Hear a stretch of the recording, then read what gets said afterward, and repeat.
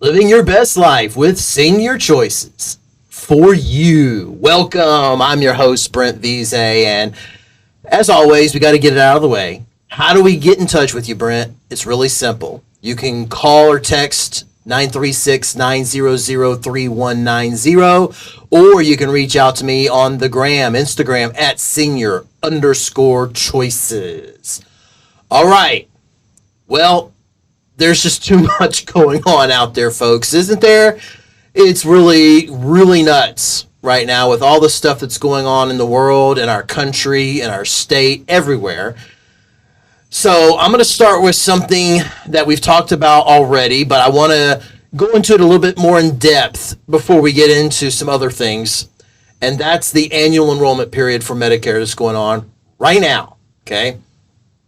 Now, remember, it has started.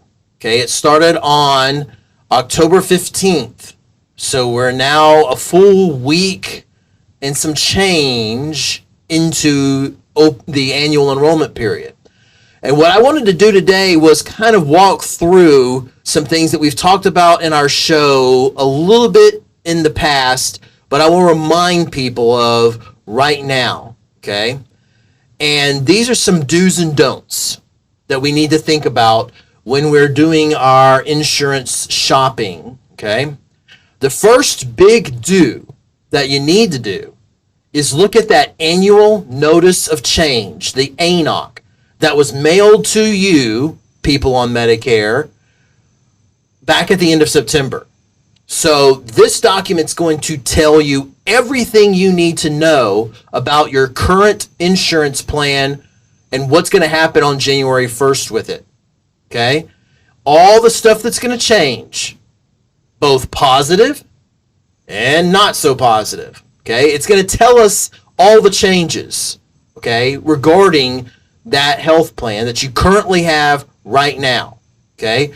If you did not get that document, you need to reach out to your health plan like now. Okay? It should have already happened. You should have already had it by now. It's the law that they're supposed to send those out, and they're supposed to be delivered to you by September 30th.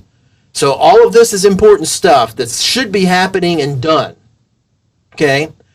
But get that document. If you got it, read it.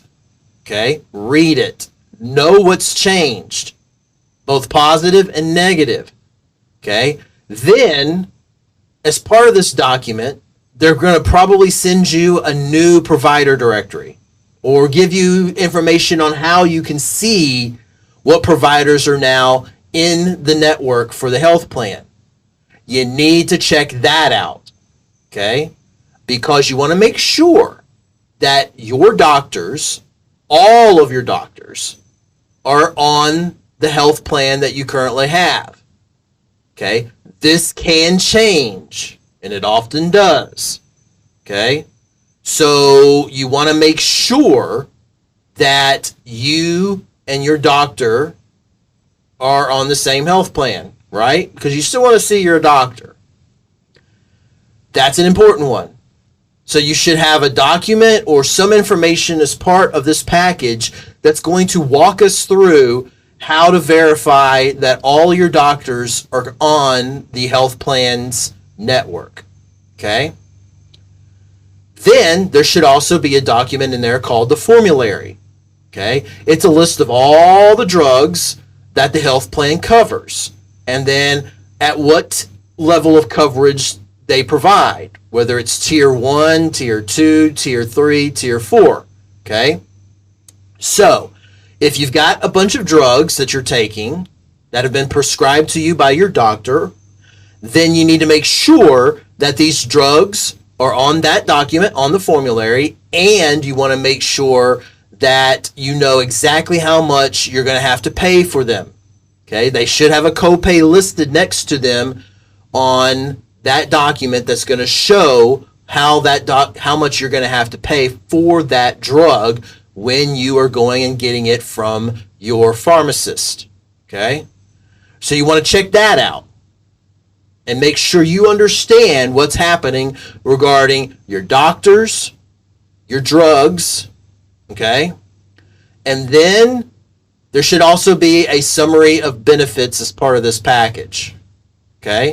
And in that document, it's going to show you all the different benefits that they cover. Okay? All of them. And they want to be able to share with you the level of coverage that you have, like the copay, amongst other things.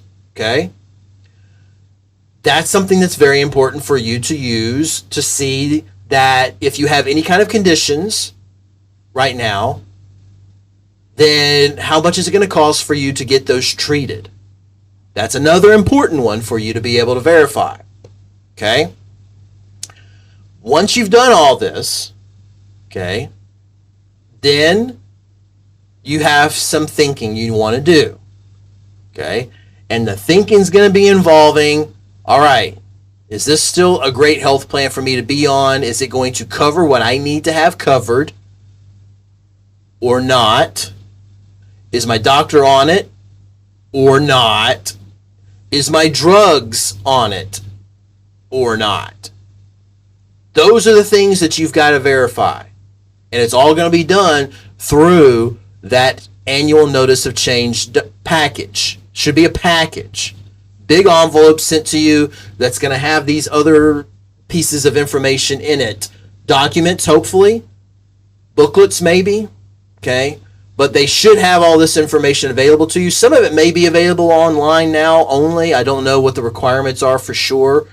But you should be able to verify all this information and what's going to happen starting on January 1st of 2024. Okay? And you want to make sure you have that all taken care of. And when you do, then you got to ask the question, what I asked, is it still good? If it's not, go shopping. Okay? You can see the advertisements on TV. You can reach out to the brokers that have lots of health plans that they may work for. Hopefully they will treat you right. Most of them will. The vast majority of them will. Okay? There's a couple of them that, maybe. But they should only put you on a health plan that's going to be perfect for you, ideally. Okay? Or you can do the research yourself by going to Medicare.gov, the plan finder. Put in what you're looking for.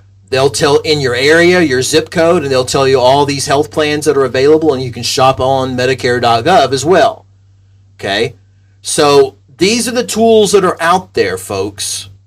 And if you have an older family member that you're kind of helping out, these are the things that you're going to have to watch out for too. All the tips that I've talked about are things all of us should be doing on our health insurance. Okay? When our jobs or whatever resource is giving us our health insurance, you should verify your doctors, you should verify your drugs, you should verify your conditions. I just found out that my doctors aren't going to be covered by my current health plan. So is that a big deal for me or not? Got to make that decision. Okay? So this is stuff that's applicable to all of us, not just people on Medicare. But people on Medicare, you got your choice. Okay? You got to make your moves pretty soon if you're going to make them. And even if you've got something good, it never hurts to look around and see. Okay?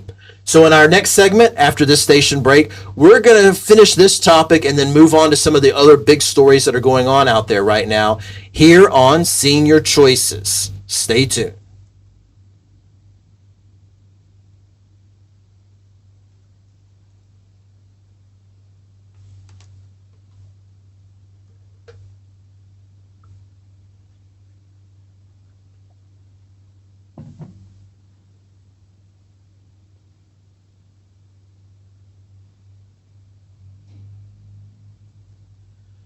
Welcome back to Senior Choices. I'm your host, Brent Veasey, and we just got through going over some do's and don'ts for the Medicare annual enrollment period. But all these do's and don'ts can be stuff that we all apply on our health insurance in our daily lives. Okay? It's important. Now, a couple of last things on the Medicare annual enrollment I wanted to get to. Just because you make a choice before December 7th, that's the deadline, that doesn't mean you can't change your mind. You can change your mind. You have one ticket, they call it, one change that you can make prior to December 7th after you decide that you get something, and then maybe you look at it, you find something different, maybe it's a little bit better. As long as it's comparable, you can make that change. Okay, comparable, similar to what you've got. Okay, so one time you can make that change prior to December 7th. Okay, and it can be to anything at that point. All right.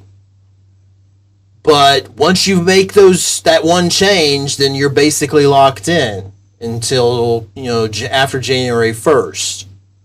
Okay? So you got to be careful on that one, but you still have one opportunity to change your mind and either go back to your old plan or do something different. Either or can work. Okay? But remember, January 1st is when all these new benefits start. Okay? So this is not going to be something that you're going to have for you right now. Your current health insurance is going to carry you through December 31st at 11:59 p.m. Okay? So just keep that in mind. There's lots of resources out there, Medicare.gov, the brokers, the insurance companies themselves, okay? But it all starts with that annual notice of change. Read your ANOC. Read that annual notice of change, okay? And if you know someone that's on Medicare, remind them of that annual notice of change and remind them to go over it. If they will let you, go over it with them so you can see what's going on. Maybe see what you're going to be looking forward to when you get on Medicare, okay? All of this is out there and available, so go forth and have fun with your health insurance shopping, okay? All right, so now we go into some of our great things that we want to be able to do, okay? We want to make sure that we are talking about Washington.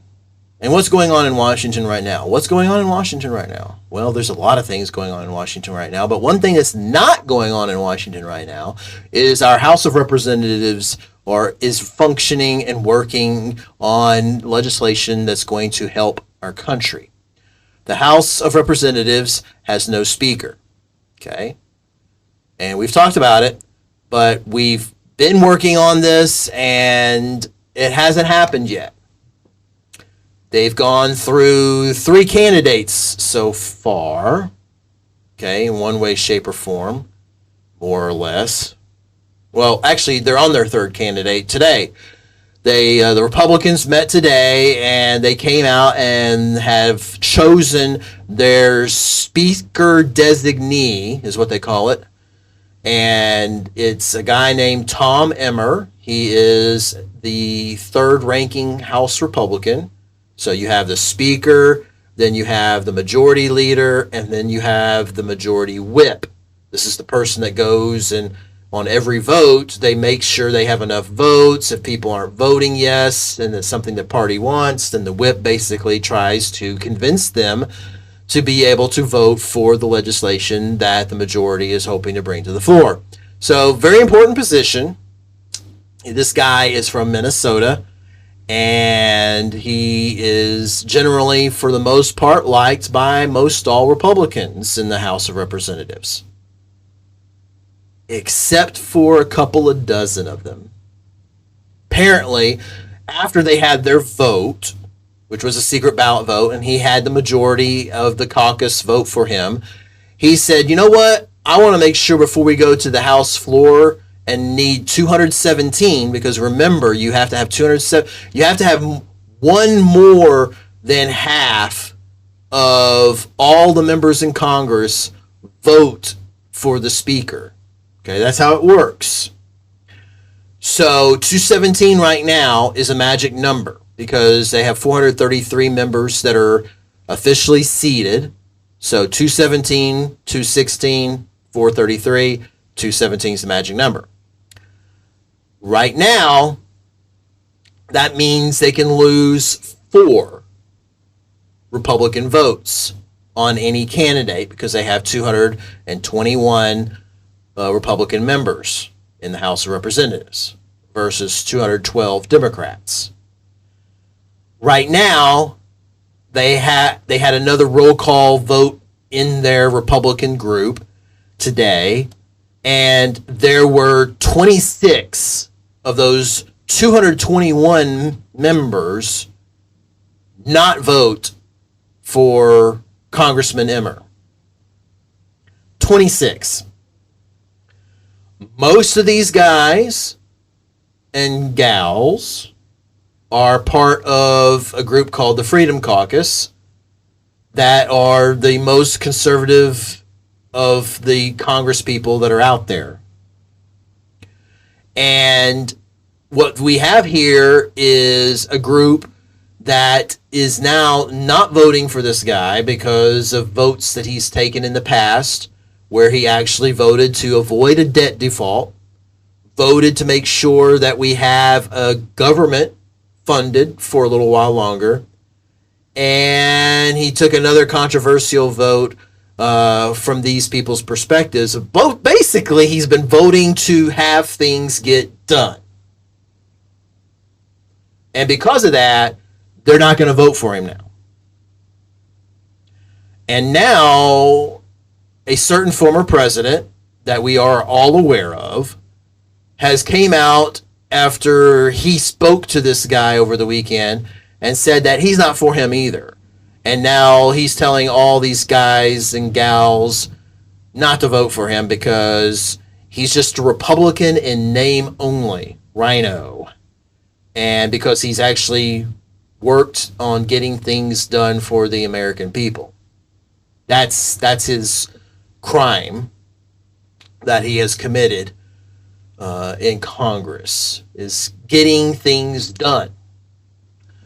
So now his potential candidacy is in jeopardy. And it's going to be very interesting to see how this is going to work moving forward, because it's evident that the former president doesn't have the full sway that he used to have within the Republican Party, because the guy that he actually came out and endorsed was basically no better off than the other guys that have been trying to vote, because there's been a steady 20-25 group, depending on which way you want to go, that are being adamant that this candidate's not going to work, this candidate's not going to work. Okay? So this is where we are. And it's going to be very interesting how this is going to finally settle out once we get into that aspect for sure. So when we come back after this station break, we're going to look at some of these other possibilities of what might end up happening and the ramifications for the country here on Senior Choices. Stay tuned. All right. So today it's about getting things done. We started with our Medicare annual enrollment period going on right now. We talked about that in our first segment and at the beginning of the second segment, and reminding people of the do's and don'ts. Okay? Then we got into the do's and don'ts of Washington. And the do's are that we need to have a Speaker of the House so that we can actually have legislation. Our government is going to run out of money again on November the 17th. So today is the 24th, I believe. So we're looking at 24 days before the government runs out of money again and has to close. Unless Congress does something. The Senate is working on something. Okay? But the Senate can't do it alone. Okay? We also have to pass legislation if we're going to help Israel, if we're going to help Ukraine, if we're going to put more stuff on the border, more resources. We're going to help Taiwan. So all of this is things that the Senate is actually working on, but they're going to start having things done on their side of things in the next week. Literally. They're going to be probably done with what they're going to be able to do in the next week. And then in order for it to be sent to the president for his signature, for it to be law and go into effect, the House of Representatives has to pass it. Has to. Okay? And in order for a House to do anything, they have to have a speaker. And right now, we have a speaker pro tem who can basically convene sessions, open debate on the speakers, close the sessions, and that's about it. Okay? The Republicans have elected another person to be number 3 candidate today. And he had the vast majority of the party support him. And now when it gets time to say, okay, are you going to vote for me on the floor? You've got 26 saying no. And on top of it, you now have a former U.S. president saying that people need to vote against him. So this candidacy is now on life support already, not even 3 hours into it. In other words, the Republican Party is a big, steaming mess of nothing can work. Literally. Okay? They're in a civil war, folks. That's what it is. It's a civil war. And they're going to have to either figure it out, which is what they've been trying to do, with not much success, or there's going to be a split. A split meaning you're going to have some Republicans that are going to finally decide, enough's enough. If we're going to be a viable political party in this country, when we have the ability to govern, then we actually need to govern. It's a novel concept. When you have power, you have to do something with the power that benefits the people that you serve. And it's not just the people that live within your district. It's all of the American people. Okay? That's what's kind of being lost in this. And it's being lost because, for just to be honest, all of us have allowed it to happen because we've been silent when all the state legislatures have been creating these districts, and they've been rigging them, literally rigging them, which means it's called gerrymandering. Okay, that's the fancy word for rigging. But basically, they create these districts that only their party can win. Okay, and this has been going on now for decades. Both parties do it, and so now it's gotten to the point to where we've got districts that are so rigged that only the most extreme version of the ideology of the party is going to be elected within that particular geographic area across the country. Either an extreme Democrat or an extreme Republican. And that's where we are.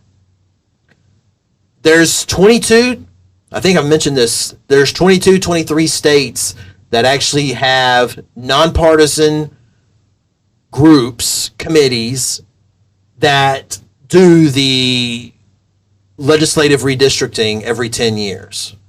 Okay?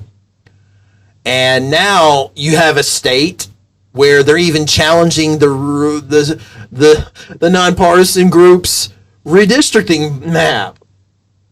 That's what's going on in New York, where the Democrats are like, okay, yeah, you actually made this fair. We lost some seats, so now you got to do this better, and you got to make it more like we want it to be.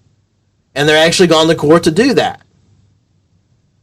So in the Republicans' instance, all of this gerrymandering, all this rigging that we've allowed to happen has resulted in this group of people in Congress that only believe they are correct.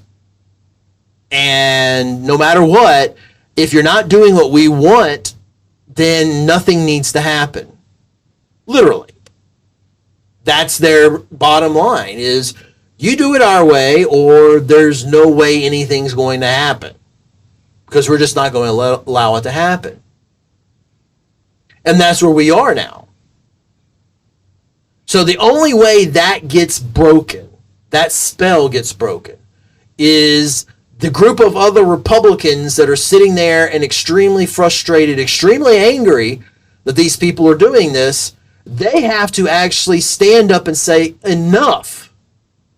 It's time. We have to do stuff. We've got to get the government money. We have to get aid to the Israelis, to the Ukrainians, to our border, for the Taiwanese.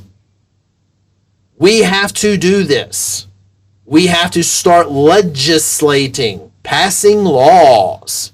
It's a novel concept. We have to do all of this. So, we're going to make a deal with the Democrats. That's what's going to have to happen. Because as long as this group of recalcitrant Republicans say it's me, our way or the highway, nothing at all, that's the only way that this is going to work. Because the guy that they have up there right now as the candidate is exactly the person that you would want to be Speaker of the House.